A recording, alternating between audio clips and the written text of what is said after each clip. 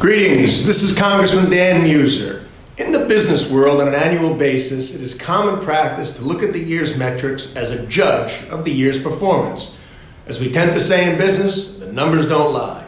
So let's review the Biden administration's first year by the numbers, as today is the calendar year of his first year in office. Let's review the economy. Over the last year, the American economy has been rattled in many ways due to the Biden policies. There are 6 million Americans unemployed, yet there are 10 million unfilled jobs. The vast majority of small businesses are seeking workers, and of those, 95% report receiving few to no applications. We have an incredibly low labor force participation rate of 61%. Inflation has gone up every month of Biden's presidency, and it is now at nearly a 40-year high, 7%. This is truly rattling every American family and every entrepreneur, running up grocery bills, gas and energy prices, and robbing senior citizens of their savings. During their weekly trip to the grocery store, many Americans find empty shelves, and what they can't find costs a lot more. What they can find costs a lot more. Americans are paying 58% more for a gallon of gasoline. The average price is $3.31. In Pennsylvania, it's $3.50. Where I go, it's higher than that. It costs nearly $100 to fill up a tank of a pickup truck. Food prices, as mentioned, are way up. Bacon is up 21%. Beef is up 21%. Chicken 8%. Eggs are up 8%. Everything's up. You all know this. Furthermore, the Biden administration added $4 trillion during this year to our national debt. This is reckless. It's this sort of spending inhibits our economic growth and puts huge burdens on future generations. The Biden administration is doing nothing to improve the situation. In fact, their plan is to double down with more spending, a lot more spending. And meanwhile, the administration is fighting, as we know, for an additional $4 trillion in their Build Back Better Broke plan. Now let's discuss national security. There is chaos, unmitigated chaos at our southern border. 2 million undocumented border crossing illegal aliens have entered our country over the past year. 1.7 illegal immigrants were apprehended by CBP. Over 400,000 illegals crossed our border undetected or detected but without being apprehended. And twice as much fentanyl came over our border in 2021 than did 2 years ago, in the last 2 years combined. These drug overdoses these deaths from these overdoses eclipsed over 100,000 fatalities in the United States, the number one cause of death between the ages of 18 and 45. Meanwhile, we have these phantom flights coming into northeast and central Pennsylvania that I've been speaking about. And to add insult to injury, $2 billion was pulled from HHS to be used for these illegal flights that was supposed to be used to stockpile COVID testing. So as well, we've gone from becoming energy independent to completely energy dependent. Not completely, but we need Middle East and others who want to do our country basically harm, including Russia, relying upon them for oil and natural gas. All right? The Biden administration, along the way on the energy industry, has discouraged banks, and they do this, from investing in traditional forms of energy.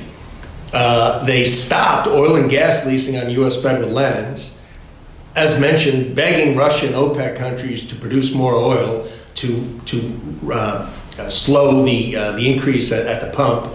And perhaps the most egregious action was Biden halting the Keystone Pipeline while greenlighting, allowing the Nord Stream 2, a Russian oil pipeline, and natural gas to Germany, which will only strengthen Russia and weaken the Ukraine that also could be selling that natural gas. All the while, we have a imminent, I hope not imminent, but perhaps imminent invasion of the Ukraine by Russia. All right? And I think we saw the other night President Biden speak on this, already minimizing the threat and what will be done once once an invasion takes place. Just sheer weakness, right? Related to COVID, we dealt with some shutdowns. We've dealt with the mandates that they've done their best to impose that were overturned by the Supreme Court. They inherited, of course, from President Trump the vaccine.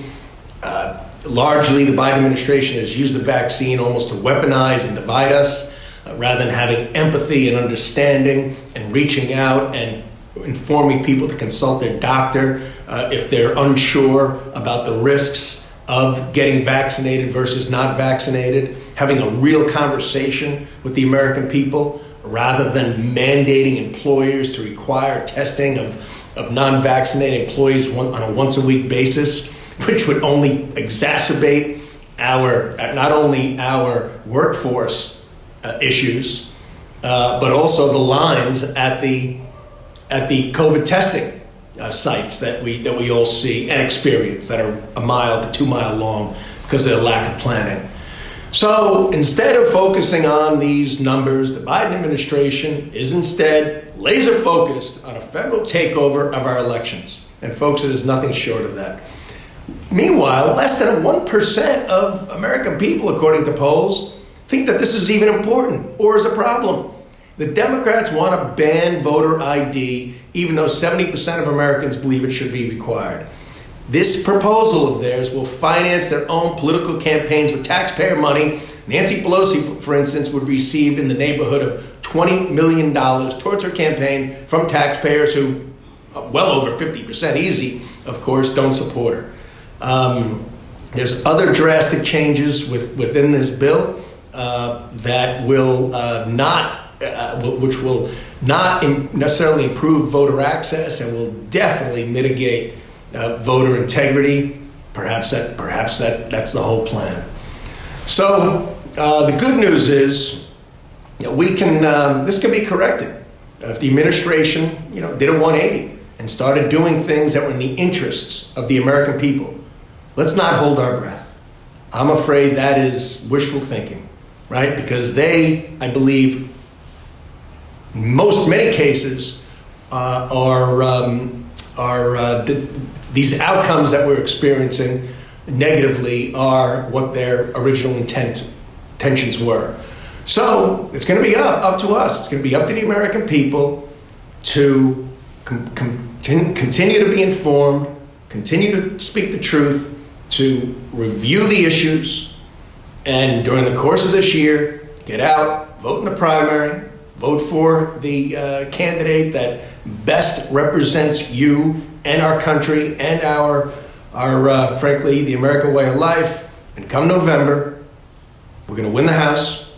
Republicans are going to win the House. We have a very important Senate seat to win in Pennsylvania. We must win. And of course, we have the all-important governor race as well. We got to be motivated, but we should also be enthused. But we also have to respect the fact that we've got opponents. Let's call them opponents, and in the Democrat Party that are doing things that very simply are weakening our economy, weakening us from a national security perspective, leaving our borders open, and frankly, in many ways, I don't think respecting the general American family and community by issuing mandates that are created out of Washington and are not useful at home. So with that, thank you, and I'll see everybody soon. Keep up the faith, and we're definitely going to keep up the fight.